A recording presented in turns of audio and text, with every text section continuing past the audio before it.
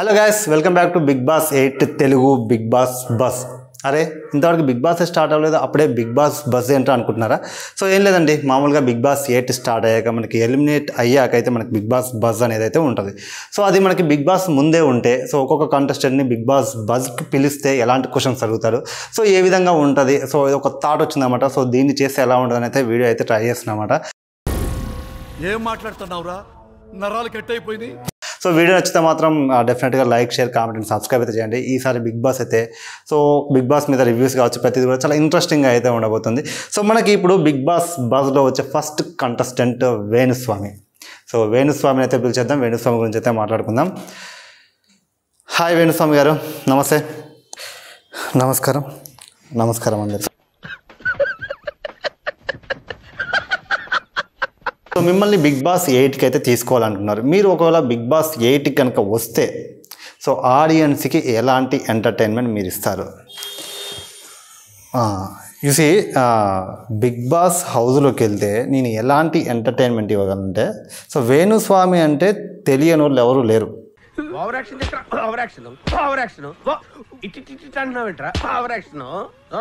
తెలుగు రాష్ట్రాల్లో వేణుస్వామి ఒక మాట అంటే ట్విట్టర్లో కావచ్చు, యూట్యూబ్లో కావచ్చు, ఇన్స్టాలో కావచ్చు, ఫేస్బుక్లో కావచ్చు, ప్రతి చోట నేను ఏం మాట్లాడినా కూడా ట్రెండ్ అవుద్ది. అంటే జనాలకి నేను ఏం మాట్లాడినా కూడా ఒక ఎంటర్టైన్మెంట్ అనేది నేను ఇవ్వగలుగుతున్నాను అనమాట. అంటే నేను అంత ఎంటర్టైన్మెంట్ ఇవ్వగలను కాబట్టే నేను బిగ్ బాస్ హౌస్లోకి వాళ్ళు తీసుకోవాలనుకున్నారు.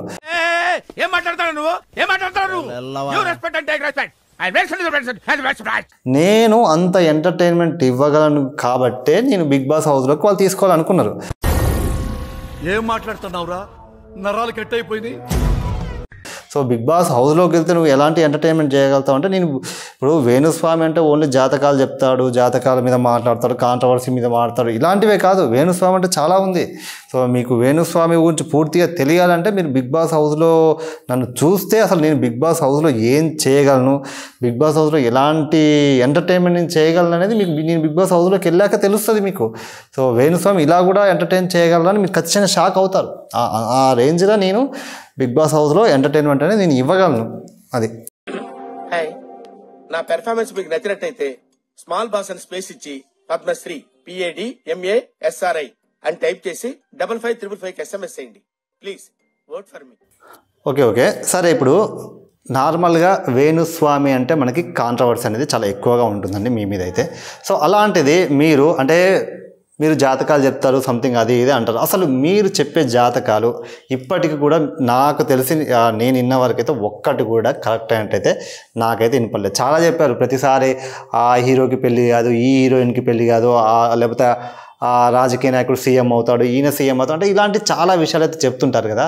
సో అవి చెప్తున్నప్పుడు ఏ ఒక్కటి కూడా మీకు కరెక్ట్గా ఆన్సర్ అనేది కాదు. ఇప్పుడు మీరు చెప్పే ఏ ఒక్కటి అక్కడైతే కరెక్ట్ కాదు.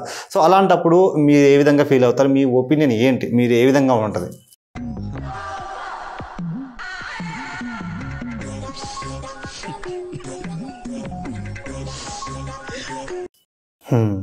సరే, వేణుస్వామి ఆయన ఏదో కాంట్రవర్సీ గురించి మాట్లాడతాడు, జాతకాలు తెలియదు అనేది తప్పండి. ఫస్ట్ ఆఫ్ ఆల్ జాతకాలు నాకు తెలియదు, నేను చెప్పడం రాదు, నా గ్రహాల మూమెంట్ చూడడం రాదు అనేది చాలా తప్పు. అయితే ఏంటంటే గ్రహాల మూమెంట్ కూడా మనం ఒక్కొక్కసారి మనం చెప్పింది తప్పు అవుతుంటుంది. ఏం చెప్పావురా? ఇందులో నీకేం అర్థమైందిరా? అర్థం కాకే ఏం చెప్పావురా అని అడిగాను. ఇప్పుడు ఎంత పెద్ద పండితుడైనా, ఎంత పెద్ద వేదాంతుడైనా ఏదో ఒకసారి ఏదో ఒక చోట ఒక తప్పు అనేది జరుగుతూ ఉంటుంది. కాబట్టి మనవి కూడా మనం ఎన్నో జాతకాలు చూస్తుంటాం, చెప్తుంటాము. ఒక్కోసారి గ్రహాల మూమెంట్ అనేది ఒక్కొక్క తీరుగా ఉంటుంది. కాబట్టి మనం చెప్పే విషయాలు ఏదంటే ఒక్కోసారి తప్పు అవ్వచ్చు. బేసిక్ సెన్స్ ఉండదు మనుషుల దగ్గర. సో దానివల్ల మీరు నన్ను పూర్తిగా జాతకాలు రావు, నాకు చెప్పడం రాదనే మాత్రం కరెక్ట్ కాదనమాట. అప్పుడప్పుడు అవుతాయి అట్లా, అంతే.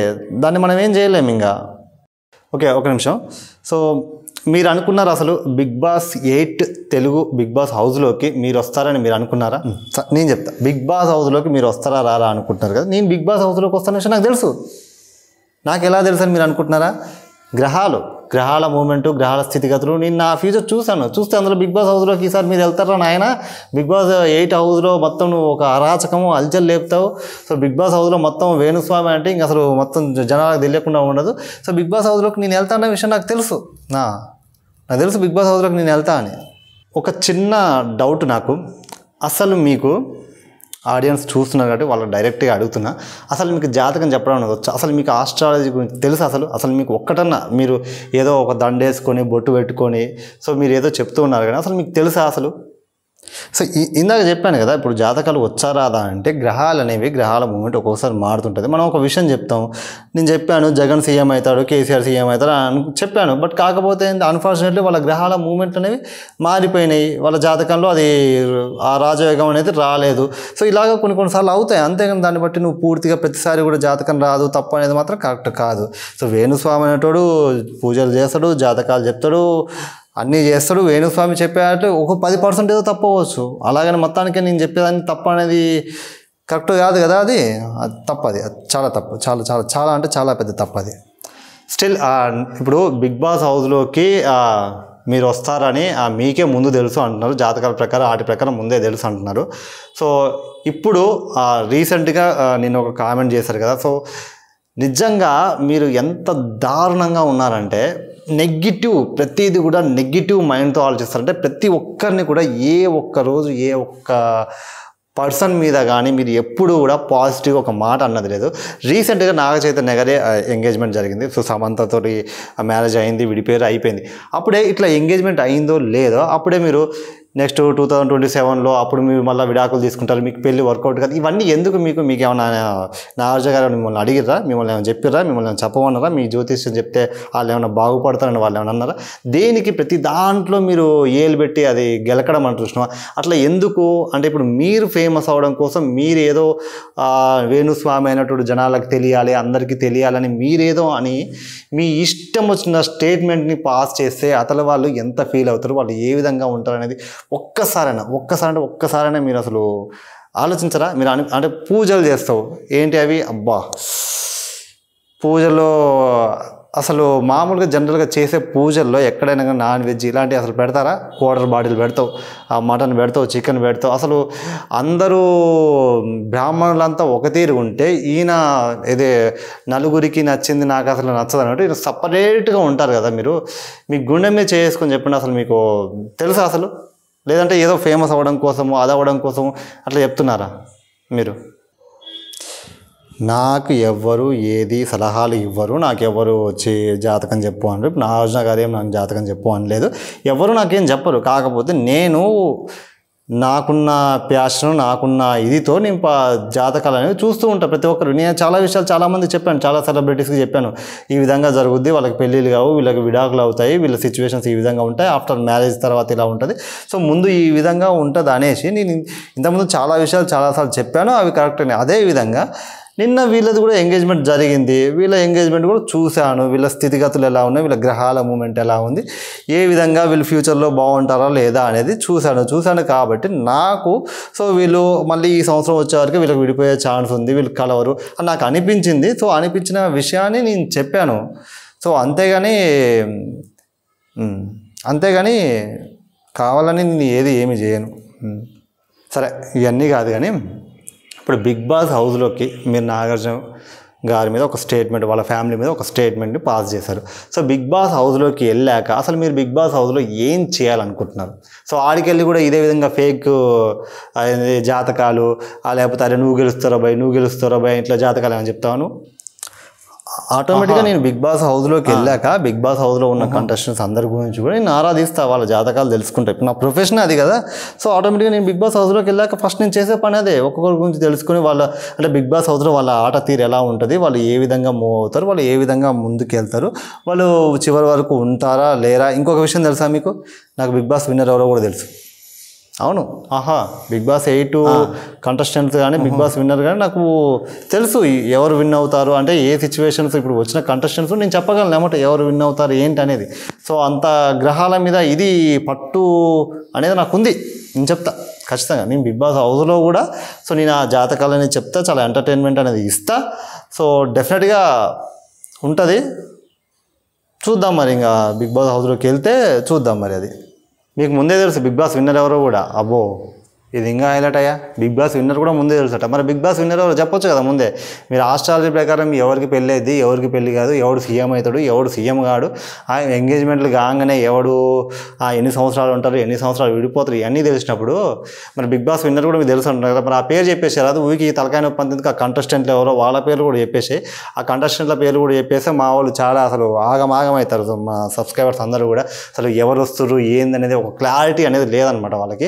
సో నువ్వు ఆ కంటెస్టెంట్స్, ఆ విన్నరు, అండ్ ఇంకా బిగ్ బాస్ హౌస్లో ఏమేమి జరుగుతాయి అంటే లైక్ గేమ్స్ కావచ్చు, గొడవలు కావచ్చు, ఏ విధంగా ఉంటుంది మొత్తం చెప్పేసి ఇంకా అయిపోతుంది కదా. ఊరికి ఎందుకు పంచాయతీ, ఇంకా బిగ్ బాస్ పెట్టాల్సిన అవసరం కూడా లేదు. మొత్తం ఏం చెప్పేస్తాడు, అయిపోతుంది, ఇంకా క్లియర్ ఉంటుంది మనకి. సరే, ఇప్పుడు బిగ్ బాస్ హౌస్లోకి వెళ్తారు. ఆడికి వెళ్ళినాక కూడా జాతకాలే చెప్తారు. జాతకాలతో పాటు ఫిజికల్ టాస్క్లు ఇవన్నీ కూడా ఉంటాయి కదా.